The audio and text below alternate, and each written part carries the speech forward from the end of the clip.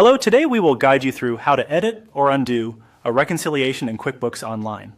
To get started, open QuickBooks Online and make sure you're on the main homepage. This process is useful when you need to correct a reconciled transaction, adjust details, or reverse a change that was made by mistake.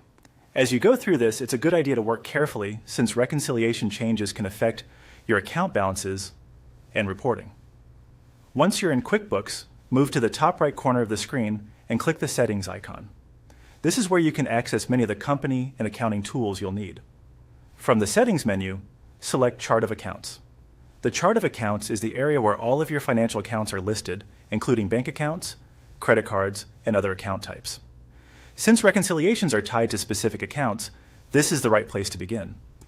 In the Chart of Accounts, locate the account you want to review. For the account you're working with, click View Register. The register gives you a transaction-by-transaction view of activity in that account, which makes it easier to find the exact entry that may need to be updated or undone. When the register opens, find the sample transaction you want to work on and double-click it. Double-clicking opens the transaction details so you can make changes. Take a moment here to confirm that you've selected the correct transaction before editing anything. This helps avoid accidental changes to the wrong entry. After the transaction is open, you can edit it now or customize it as needed. Depending on what you're trying to fix, this could include adjusting transaction details or reviewing the information connected to the reconciliation. Be sure to make only the changes you intend, especially if the transaction has already been matched to bank activity or included in prior reports. Once your changes are complete, click Save.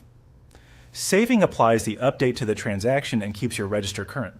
After that, it's a smart idea to quickly review the register again to make sure the transaction looks correct and that your changes were applied as expected. That's all there is to it.